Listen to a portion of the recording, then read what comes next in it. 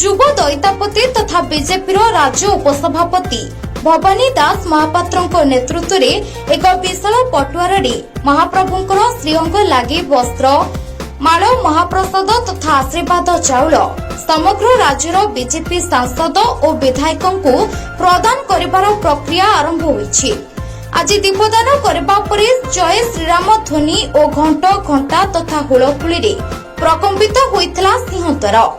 ପରେ ଏହି ପଟୁଆରର ସିଂହଦ୍ୱାରଠାରୁ ମୋଚିସାହି ଛକ ପର୍ଯ୍ୟନ୍ତ ପହଞ୍ଚିଥିଲା। ପରେ ପରେ ଭବାନୀ ଦାସ ମହାପାତ୍ର ନଡ଼ିଆ ବାଡେଇ ନିଜର ପରିକ୍ରମା ଆରମ୍ଭ କରି ଭୁବନେଶ୍ୱର ଭାରତୀୟ ଜନତା ପାର୍ଟି କାର୍ଯ୍ୟାଳୟକୁ ଯାଇଥିଲେ।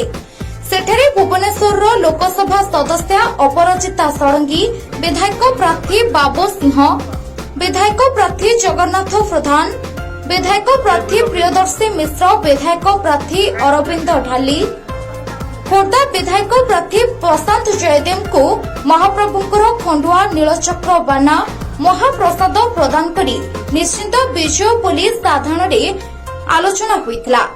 ସର୍ବଶେଷରେ ଦଇତାପତି ଭବାନୀ ଦାସ ମହାପାତ୍ର କହିଥିଲେ, ଯେଉଁ ପ୍ରାର୍ଥୀମାନଙ୍କୁ ମହାପ୍ରଭୁଙ୍କର ଖଣ୍ଡୁଆ ଦାନ କରାଗଲା, ଆସନ୍ତାକାଲି ପ୍ରାର୍ଥୀମାନଙ୍କ ପାଇଁ ନୀଳଚକ୍ରରେ ବାନା ବାନ୍ଧି ଓଡ଼ିଶାରେ ଏବଂ କେନ୍ଦ୍ରରେ ବିଜେପି ସରକାର ଆସିବା ପାଇଁ ଦୀପଦାନ କରାଯିବ। विजय अभियान यात्रा भारतीय जनता पार्टी रही जगन्नाथ महाप्रभुंकर आशीर्वाद नहीं कि आम आसीचु। बहुत सुरुखुर रे महाप्रभु एठी गोटे जगार समस्त कैंडिडेट मानकू महाप्रभुंकर चमत्कार देखंतु। समस्ते आज आमको एबे जस्ट देखाले गोटे विदिन घंटाटे भितर आम समस्त को महाप्रभु को आशीर्वाद देलु, श्रीअंग वस्त्र देलु। आठू फेरिबा परे पुरी आजिर कार्यक्रम जहाँ रही आम पुरी फेरबू।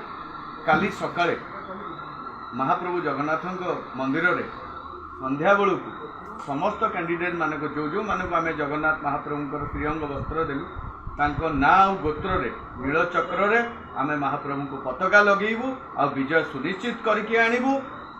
जोटा मोदी कहते 10 तारीख रे आम सरकार गठन करिबू, एटा सत्य ही हम। जय जगन्नाथ।